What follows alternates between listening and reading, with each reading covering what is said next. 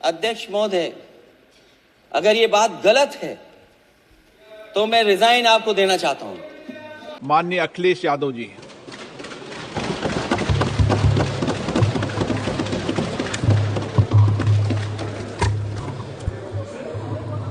अध्यक्ष महोदय, मैं आपका धन्यवाद देता हूं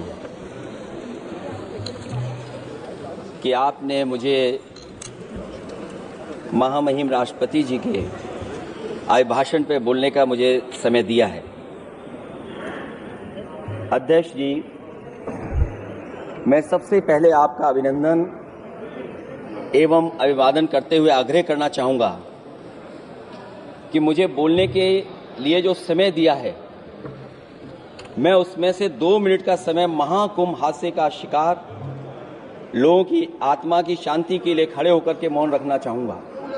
अगर किसी अन्य को भी सच्चे मन से मृतकों के प्रति सच्चा भाव है तो वो भी हमारे सांसदों के साथ खड़ा होकर के ये मौन श्रद्धांजलि अर्पित कर सकता है। माननीय सदस्य अध्यक्ष महोदय, अगली लाइन अध्यक्ष महोदय, ये विषय अध्यक्ष महोदय, आप सीनियर लीडर हैं। अध्यक्ष महोदय, ये अधिकार आपका है। कभी नहीं रही। ये मैंने विषय मेंशन करते हुए भरोसा है इस विषय पर मौन कर दिया था, इसलिए अध्यक्ष का अधिकार है। हाँ, मैं वही अध्यक्ष महोदय, ये जो बात मैं शुरू कर रहा हूं, जहां मैंने मौन 2 मिनट के लिए श्रद्धांजलि की बात की है, ये अधिकार मेरा नहीं है अध्यक्ष महोदय, ये अधिकार आपका है। मुझे पूरा भरोसा है आप पर कि जब अभिभाषण की चर्चा खत्म हो रही होगी उस समय 2 मिनट का मौन श्रद्धांजलि जरूर दी जाए जो श्रद्धालुओं की जान गई है।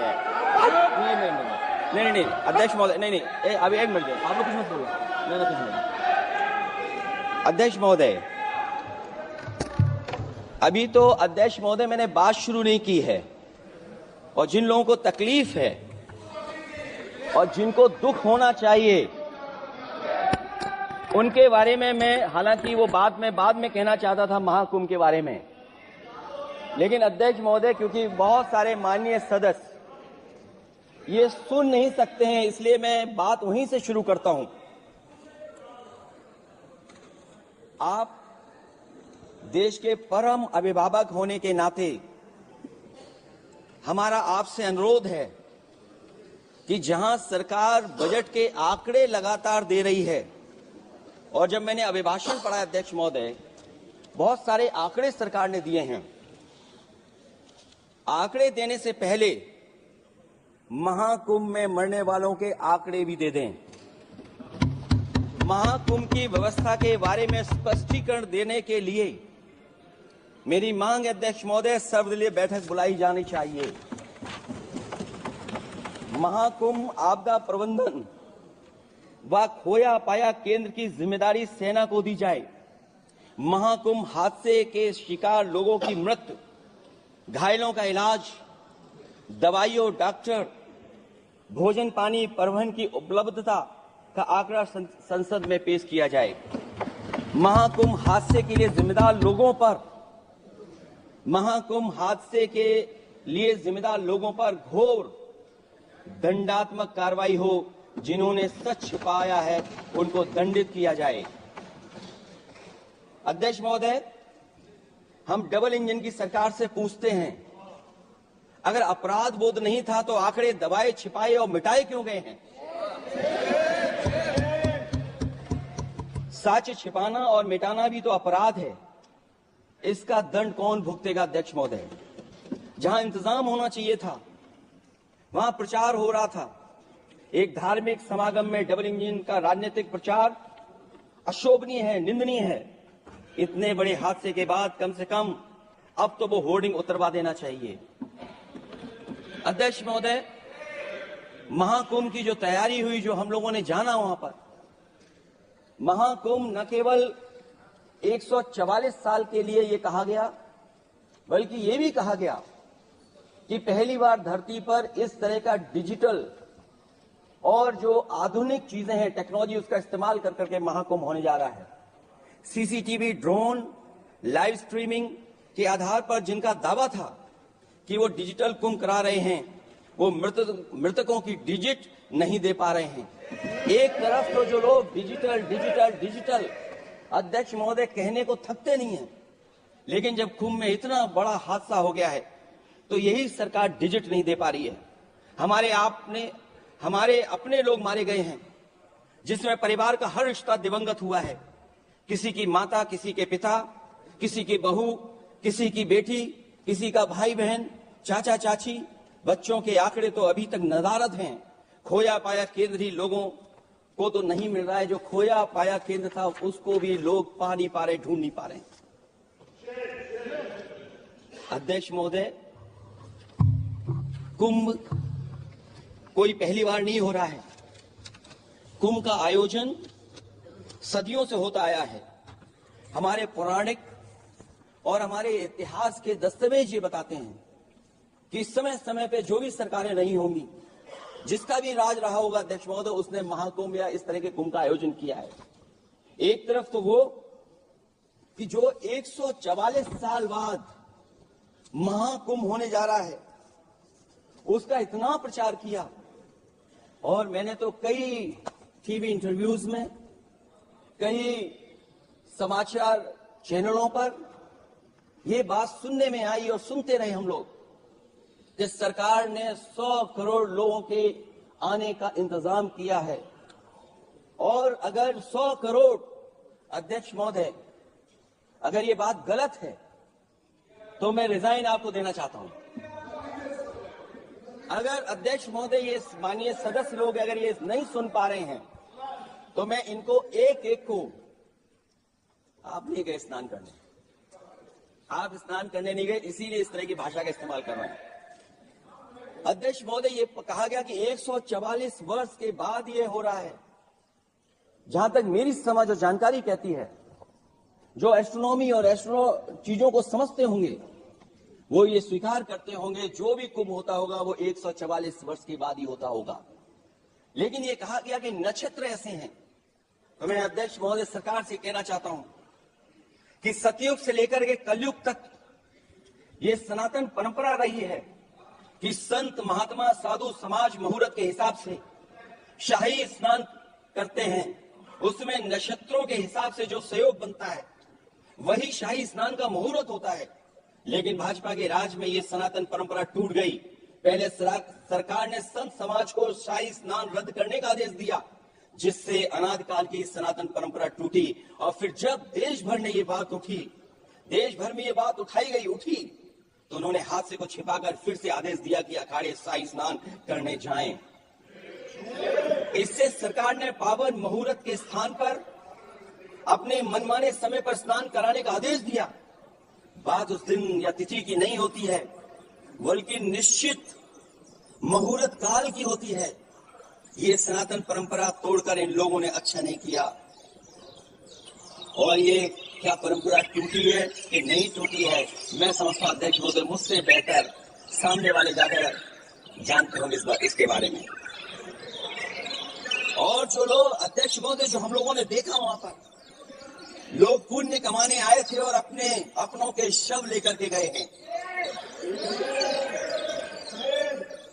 चमत्कारी करिश्मा तो ये हुआ है, श्रद्धालुओं के शव मिल गए थे, पर सरकार स्नान करने वाले, मरने वालों की बात स्वीकार नहीं कर रही थी। और इससे ऊपर ये बात जो वहां पर और हुई, अध्यक्ष महोदय,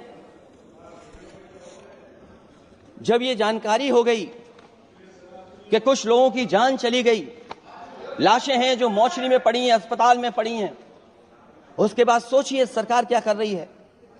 अपने सरकारी हेलीकॉप्टर में फूल भर करके फूलों को डालने का काम किया। सोचिए ये हमारी कहां की सनातनी परंपरा है। मैं जानना चाहूंगा सदन के माध्यम से हमारे माननीय सदस्य बताएं कि जहां लाशें पड़ी रही हों, न जाने कितनी चप्पलें पड़ी थीं, न जाने कितनी चप्पलें पड़ी थीं, न जाने कितने कपड़े पड़े थे, महिलाओं की साड़ियां थी, कपड़े थे, लेकिन उनको कैसे उठाया गया?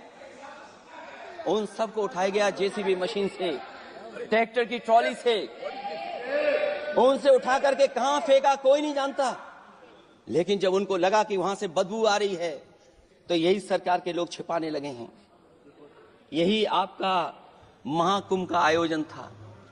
और हर बात को छिपाने के लिए न केवल न केवल ये लोग मीडिया का सहारा ले रहे हैं, मीडिया का सहारा लेते लेते सुनने में आया है कुछ दबाव और कुछ स्वीटनर भी दिए जा रहे हैं जिससे उनकी खबरें बाहर ना आ जाएं। और अगर अध्यक्ष महोदय ये बात सब गलत है मेरी, अगर ये बात सब गलत मैं कह रहा हूं, तो अभी तो नेता सदन को अभी भाषण देना है। और मैं ये बात और कहना चाहता हूं, आप अपनी तरफ से जानकारी कर लीजिएगा। हमारे उत्तर प्रदेश के मुख्यमंत्री जी ने शोक नहीं प्रकट किया था। जब देश की राष्ट्रपति और प्रधानमंत्री जी ने शोक प्रकट किया, उसके बाद 17 घंटे बाद सरकार ने स्वीकार किया। अध्यक्ष मोदी, ये वो लोग हैं जो आज भी कोई सच्चाई स्वीकार नहीं कर सकते। इनका रास्ता क्या है मैं नहीं जानता हूं, कहां ले जाना चाहते हैं। लेकिन जब अध्यक्ष महोदय मैंने अभिभाषण पढ़ा है राष्ट्रपति महोदया का, तो वही पुरानी बातें कि 12 करोड़ शौचालय बन गए हैं, 10 करोड़ गैस कनेक्शन हो गए हैं, 80 करोड़ लोगों को राशन दिया जा रहा है, 25 करोड़ लोगों को मिडिल क्लास में शामिल कर दिया गया, न्यू मिडिल क्लास में शामिल कर दिया गया। 80 और 85 को अगर हम जोड़ दें अध्यक्ष महोदय 105 करोड़ हो गए। बच्चों को और जोड़ दें तो सरकार अध्यक्ष महोदय किसके लिए काम कर रही है, किसके लिए काम कर रही है? अगर 80 को राशन दें, 25 को न्यू मिडिल क्लास में जोड़ दें, 105 करोड़ हो गए। और जो बाकी बचे हमारे देश की आबादी जिसको 140 करोड़ बता रहे हैं, उसमें कम से कम बच्चे कुछ तो संख्या होगी, आधी आबादी की संख्या होगी। अगर उसको हम बाहर निकालें तो आगे आज सरकार किसके लिए काम कर रही है?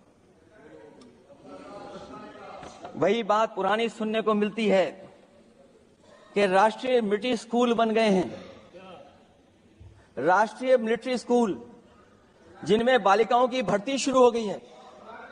अध्यक्ष महोदय, ये एक बता दें जो नया इन्होंने 10 साल के अंदर राष्ट्रीय मिलिट्री स्कूल खोला हो। और कंफ्यूज मत होना, राष्ट्रीय मिलिट्री स्कूल कौन से होते हैं, सैनिक स्कूल कौन से होते हैं, ये कंफ्यूज मत होना। 10 साल में सोचिए अध्यक्ष महोदय, एक भी नया राष्ट्रीय मिलिट्री स्कूल नहीं खोला है। अगर खोला हो तो सरकार जरूर बताए। जो लोग कहते हैं हम ईज ऑफ डूइंग रिसर्च कर रहे हैं, अध्यक्ष महोदय इनकी ईज ऑफ डूइंग रिसर्च हमने देखी है। इनकी ईज ऑफ डूइंग रिसर्च अपनी इमेज चमकाने के लिए और दूसरे की इमेज बर्बाद करने के लिए ईज ऑफ डूइंग रिसर्च चल रही है। ईज ऑफ डूइंग बिजनेस मैं देखता हूं जहां कहीं भी इन्वेस्टमेंट मीट होती है, देश के सभी मंत्री वहां पहुंच जाते हैं, सरकार के मुखिया भी जाते हैं वहां। मुझे याद है उत्तर प्रदेश में सबसे बड़ा आयोजन हुआ था इन्वेस्टमेंट मीट का। न केवल इन्वेस्टमेंट मीट इन्वेस्टर्स को बुलाया गया था, बल्कि डिफेंस एक्सपो के भी कार्यक्रम कई हुए थे। और अध्यक्ष महोदय भरोसा यह दिलाया गया था कि जो एमओयू हो रहे हैं 40 लाख करोड़ के, उसको जमीन पर उतार लिया जाएगा। मैं इन्हीं डबल इंजन की सरकार से जानना चाहता हूं कि जो 40 लाख करोड़ के एमओयू हुए उसमें कितना जमीन पर यह सरकार उतार पाई? कहीं ऐसा तो नहीं है कि सरकार के डबल इंजन आपस में ही टकरा रहे हों? अब तो जो खबरें हम लोग पढ़ते हैं, न केवल इंजन टकरा रहे हैं अध्यक्ष महोदय, अब तो डब्बे भी टकराने लगे हैं। सुना है क्योंकि दिल्ली में चुनाव है, आप इंजीनियर की डब्बा हैं। ये हमारे पुराने माननीय सदस्य हैं, आप हम एक हैं, बस जगह अलग बदल गई। जिस विभाग के मंत्री हैं वो हमारा ही काम है, आप लोग अच्छा नहीं कर रहे हैं। अध्यक्ष महोदय, दिल्ली का चुनाव है तो मैंने राष्ट्रपति जी के अभिभाषण में सुना कि यहां पर मेट्रो की जो दूरी है वो दुगनी कर दी गई है, पटरी दुगनी कर दी गई है, एक्सपेंशन हो गया है इतना। अध्यक्ष महोदय, मैं स्वीकार करता हूं दिल्ली का चुनाव है, आप एक्सपेंशन की बात करेंगे, लेकिन कभी आपने क्यूटो का नाम सुना है? आपने वेनिस का नाम सुना है? मैं अध्यक्ष महोदय आपके माध्यम से जिसको क्यूटो बनाने के लिए सपना देखा गया था, 10 साल पूरे हो गए हैं, अभी तक वहां पर मेट्रो की शुरुआत नहीं कर पाए। और अध्यक्ष महोदय, मैं ये बात इसलिए कह रहा हूं, अध्यक्ष महोदय, मैं इसलिए बात कह रहा हूं कि जिस समय समाजवादी सरकार थी, जितनी भी मेट्रो आज यूपी में चल रही हैं, सब की सब समाजवादियों की देन है, एक भी आपकी देन नहीं है। और इस समय पर मैं याद करना चाहता हूं, उस समय देश के प्रधानमंत्री मनमोहन सिंह जी को जब मैं पहली बार मुख्यमंत्री बनकर के उनसे मिलने गया था, मैं बहुत सारे उनके काम उत्तर प्रदेश के लेकर के गया था। आज वो हमारे बीच नहीं है, लेकिन कम से कम उन्हें इसी बात से याद कर रहे हैं, जो जो मैंने काम उस समय दिए थे, एक एक काम उस समय के प्रधानमंत्री जी ने मेरा पूरा कर करके, और उसका परिणाम ये हुआ है अध्यक्ष महोदय, और उसका परिणाम ये हुआ है कि आज उत्तर प्रदेश में जितनी भी मेट्रो चल रही है, चाहे वो लखनऊ की हो, कानपुर की हो, आगरा की हो, नोएडा की हो, ग्रेटर नोएडा को जोड़ रही हो, दिल्ली को जोड़ रही हो। और अध्यक्ष महोदय, जिस समय उद्घाटन हुआ था दिल्ली से नोएडा को जोड़ने वाली मेट्रो का, उस समय देश के प्रधानमंत्री एक विदेश के बहुत बड़े उनके साथ बैठ करके गए थे उद्घाटन करने। वो अगर किसी ने काम किया था पूरा, तो नोएडा अथॉरिटी और समाजवादी सरकार ने उसमें आपकी देन कोई नहीं की। ये बात मैं मेट्रो की इसलिए कह रहा हूं कि जो लोग दिल्ली में मेट्रो बना रहे हैं, वो बनारस में मेट्रो क्यों नहीं बना पा रहे। और दिल्ली का विकास अपने आप हो जाएगा, बस ये जो भारतीय जनता पार्टी की दिल्ली वाली सरकार है, वो हस्तक्षेप करना बंद कर दे।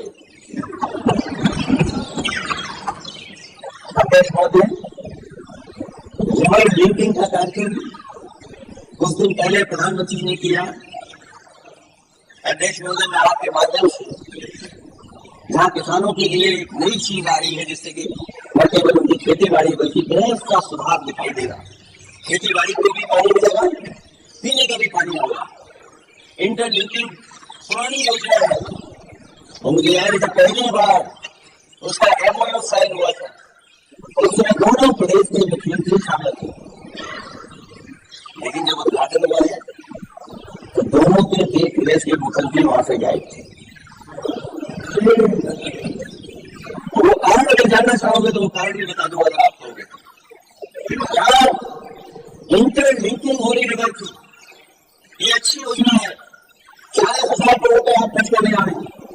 लाखों लाख जमीन उत्तर प्रदेश और मध्य प्रदेश की सिंचाई के लिए शामिल हो जाएगी, लोगों को पीने का पानी मिलेगा। लेकिन जिनकी जमीन जाएगी, उन किसानों को, गरीबों को क्या सरकार मदद कर रही है। लैंड एक्विजिशन मैंने भी की एक समय पर, और मुझे याद है अध्यक्ष महोदय, जब मैंने लैंड एक्विजिशन किया था, उसमें भारत का ये लैंड एक्विजिशन एक्ट नहीं आया था। मैंने किसानों से बातचीत की थी और किसानों से समझाया कि ये योजना से, परियोजना से क्या लाभ होने जा रहा है। वहां के किसान तैयार हो गए, और उसका परिणाम यह था कि 21 महीने में देश का सबसे बेहतरीन एक्सप्रेसवे और जमीन एक्वायर कर करके हम लोगों ने बना करके दिखा दिया। और जब उद्घाटन हुआ था तो उसमें भारतीय वायुसेना के विमान सुखोई और मिराज को उतार करके हम लोगों ने उद्घाटन किया था उसका। ये बात मैं इसलिए बता रहा हूं, जिस हाईवे पर देश के प्रधानमंत्री उतरे थे और उद्घाटन के बाद प्रधानमंत्री जी के पीछे पीछे कोई चल करके आया था, वो हाईवे भी अगर किसी ने डिजाइन किया था तो समाजवादी सरकार का डिजाइन था, वो भारतीय जनता पार्टी का डिजाइन नहीं था। और अगर इनका डिजाइन होता तो उत्तर प्रदेश में कोई नया हाईवे ऐसा बना करके दिखाएं जिससे हवाई जहाज उतर जाए। नहीं तो मैं मानूंगा कि आप जो कह रहे हैं कि आधुनिक इंफ्रास्ट्रक्चर बनाना चाहते हैं, आपकी परिभाषा क्या है आधुनिक इंफ्रास्ट्रक्चर की? और ये बात में जो इतनी घुमा फिरा के कह रहा हूं, वो बात में लौट करके उसी पे जा रहा हूं अध्यक्ष महोदय। अगर 40,000 करोड़ की योजना बनी है रिवर इंटरलिंकिंग की, तो जिन किसानों की, जिन गरीबों की जमीन जा रही है, उन किसानों को आप सही तरीके से मुआवजा, मदद उनकी क्यों नहीं कर रहे हो आप? अध्यक्ष महोदय, मैं इस अभिभाषण के माध्यम से जब सदन में जवाब आए तो उन किसानों की मदद होनी चाहिए। वो किसानों के पास कुछ नहीं है। उसके बाद आपका जो पैकेज है, आपका पैकेज पता नहीं क्यों कंजूस बनाता है कोई, आपका पैकेज कंजूस बनाता है कोई। कम से कम आपका दिल बड़ा होना चाहिए और इतना बड़ा दिल हो कि किसान खुशहाली के रास्ते बजाए। आपने किसानों की आय दोगुनी नहीं की, आप आय दोगुनी नहीं कर पाए हैं। कम से कम उन्हें वो मदद करने का काम करें। इसमें अध्यक्ष महोदय, मैं राष्ट्रपति जी के अभिभाषण पर पढ़ रहा था कि सोलर को लेकर के और रूफ टॉप सोलर एनर्जी को स्कीम को लेकर के बहुत बड़ी योजना और कई हजार करोड़ रुपए सरकार खर्च कर रही है। मुझे याद है जब देश के राष्ट्रपति कलाम साहब थे, उन्होंने एक प्रेजेंटेशन किया था सरकार के सामने, और प्रेजेंटेशन के बाद मैंने उनसे निवेदन किया कि अगर ये योजना मैं कर दूं तो आप क्या उद्घाटन करने आएंगे। उन्होंने कहा कि अगर ये आप कार्य योजना लागू कर देंगे तो उद्घाटन करने भी मैं आऊंगा। अध्यक्ष महोदय, उस दिन आंधी तूफान था, टेंट बिल्कुल उड़ गया था, इतना शायद पानी और बिजली का चमकना इतना था कि मैंने खुद रिक्वेस्ट की थी उनसे कि आप मत आइए, फिर कभी हम लोग कार्यक्रम कर लेंगे। लेकिन वो कार्यक्रम में आए, उन्होंने उद्घाटन किया।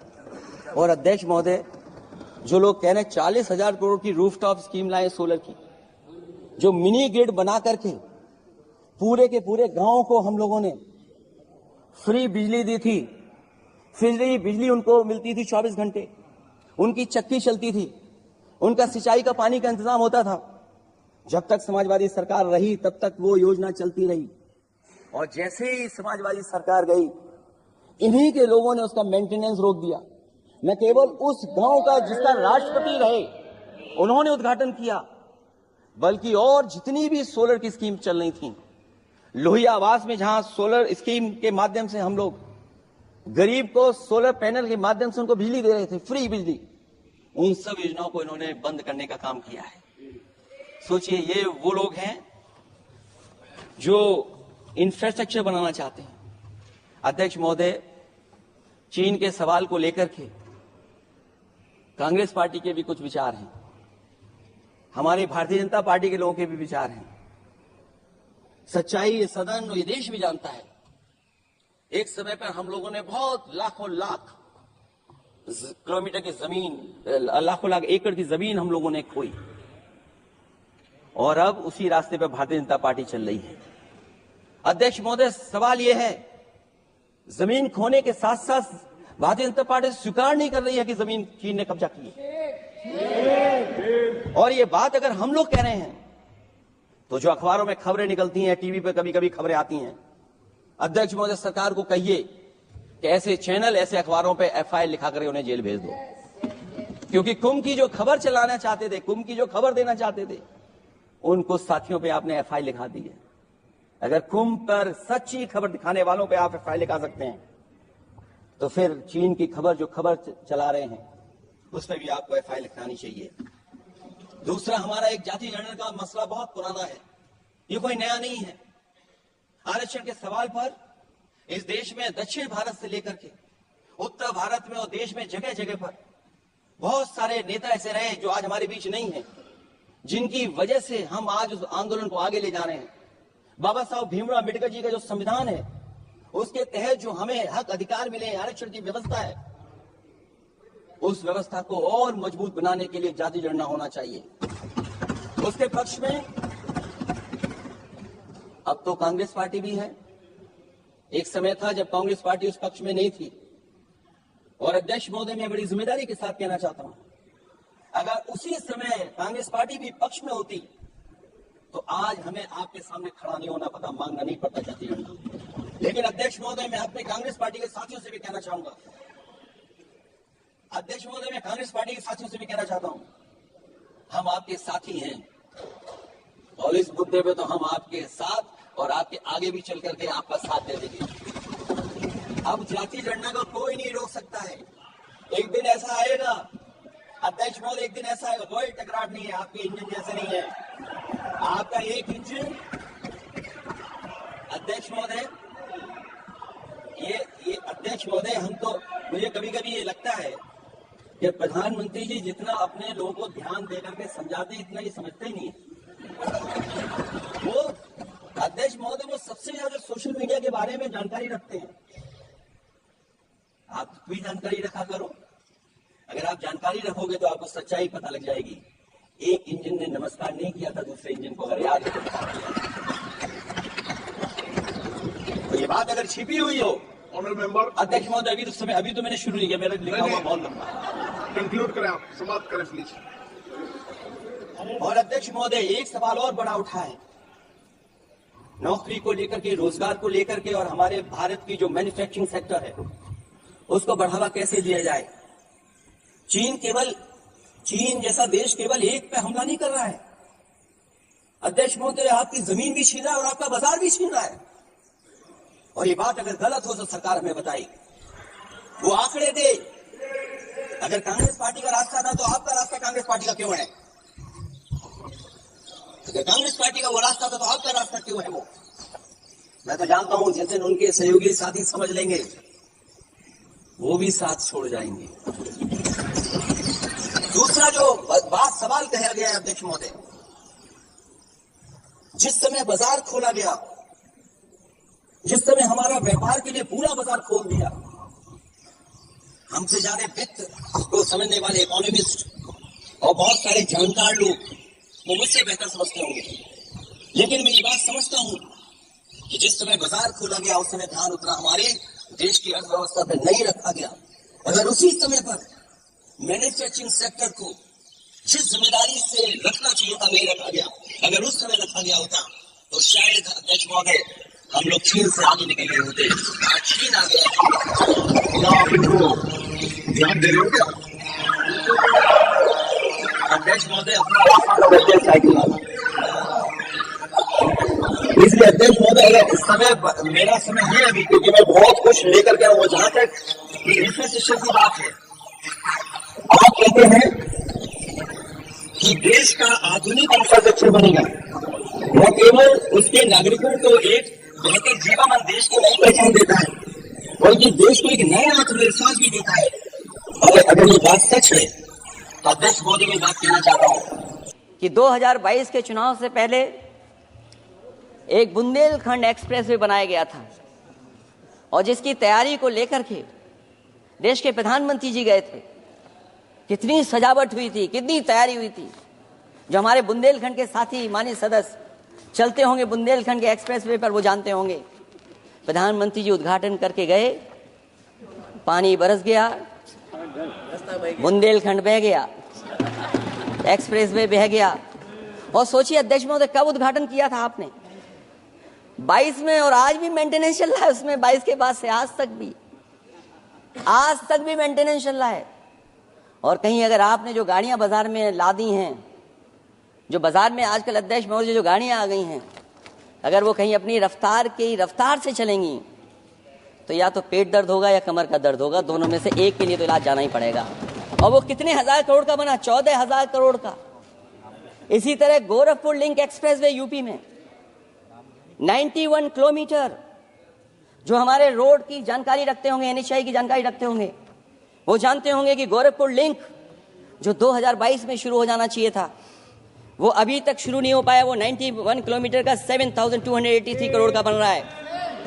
जो पूर्वांचल एक्सप्रेस वे कभी समाजवादी सरकार ने उसको डिजाइन किया, उसको सब कुछ आगे बढ़ाया, वो 340 किलोमीटर का 22,000 करोड़ के लगभग का बना है।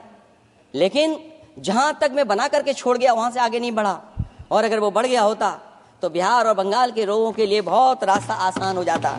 इसी तरह एक गंगा एक्सप्रेस वे बन रहा है, जिसके बारे में सरकार ने ये कहा कि हम कुंभ से पहले शुरू कर देंगे, कुंभ से पहले गंगा एक्सप्रेस वे शुरू हो जाएगा। अध्यक्ष महोदय, वो नहीं शुरू हो पाया। मुझे लगता है जिस रफ्तार से वो काम हो रहा है, अगला जब अर्धकुंभ आएगा तब तक ही बन पाएगा वो। ये बातें मैं इसलिए बोल रहा हूं अध्यक्ष महोदय, क्योंकि यूपी को बिहार को दे दिया, हमें कोई तकलीफ नहीं है। बिहार भी तरक्की करे, हम भी साथ देंगे बिहार का, कोई तकलीफ नहीं है। लेकिन यूपी में अगर कोई भी एक भारत सरकार के एनएचआई का एक्सप्रेस वे आया हो तो बता दें। एक भी कोई एक्सप्रेस वे दिया हो तब, जब देश के प्रधानमंत्री को दो बार और नहीं तीसरी बार भी मौका दिया उत्तर प्रदेश ने। मैं अध्यक्ष महोदय आपका इशारा समझ रहा हूं। बाकी अध्यक्ष महोदय भाषण में अब बजट पे पढ़ दूंगा, मेरा बाकी भाषण बजट में होगा। मैं अपना भाषण खत्म करते हुए केवल इतना कहना चाहता हूं मैं, जो मेरे सुझाव आए हैं उन सुझावों को शामिल करे सरकार, और केवल प्रचार में न रहे सरकार। अध्यक्ष महोदय, मैं अपनी बात खत्म करने से पहले जो राष्ट्रपति जी ने कहा है, मैं भी सहमत हूं उससे। मैं उनकी सब लाइनें पढ़ना चाहता हूं। जो राष्ट्रपति महोदया जी ने कहा है, मैं उससे सहमत हूं। हमारा हिंदुस्तान 140 करोड़ आबादी वाला देश है। हमारे यहाँ भिन्न भिन्न राज्य, भिन्न भिन्न क्षेत्र, भिन्न भिन्न भाषाएं हैं, परंतु एक राष्ट्र के रूप में हमारी एक ही पहचान है, हिंदुस्तान। और हमारा एक ही संकल्प है, एक ही लक्ष्य है, विकसित हिंदुस्तान। आने वाले वर्षों में देश को विकसित राष्ट्र बनाने के लिए हम सभी दृढ़ संकल्पित हैं। इस संकल्प में देश के शहीदों की प्रेरणाएं हैं, पूज्य बापू के मानवीय आदर्श हैं, और सरदार पटेल जैसी माँ भारती की संतान द्वारा हमें दिलाई गई एकता की शपथ है। हमें इन प्रेरणाओं को आगे रखते हुए एकता के इस समर्थ विकसित हिंदुस्तान के संकल्प को पूर्ण करना है। आइए हम एक बार फिर एकता के संकल्प को दोहराएं और हिंदुस्तान के सपनों को पूरा करने के लिए कटिबद्ध हों। जब हम साथ मिलकर बढ़ेंगे तो हमारी भावी पीढ़ियां 2047 में अवश्य विकसित, सशक्त, समर्थ, समृद्ध, सोशलिस्ट, सेकुलर, डेमोक्रेटिक हिंदुस्तान देखेगी। मैं इतनी ही बात कहते हुआ, क्योंकि 10 बजट आपने पेश किए हैं, वो आप समझ गए होंगे, आप समझ गए बात को जो मैं कह रहा हूं। अध्यक्ष महोदय, जो बात मैं कह रहा हूं वो बात वहां तक पहुंच गई है। उनके चेहरे बता रहे हैं कि बात वो पहुंच गई है। और मैं अपने अंत में बस यही कहूंगा, क्योंकि 10 बजट के बाद ये अभिभाषण सुन रहे हैं हम लोग, 11वां बजट आ गया है। बजट हो ऐसा जिसमें सबके लिए उम्मीदें हों, समृद्धि की दिवाली और खुशियों की ईद हो। बहुत बहुत धन्यवाद अध्यक्ष महोदय, मैं आपका धन्यवाद देता हूं।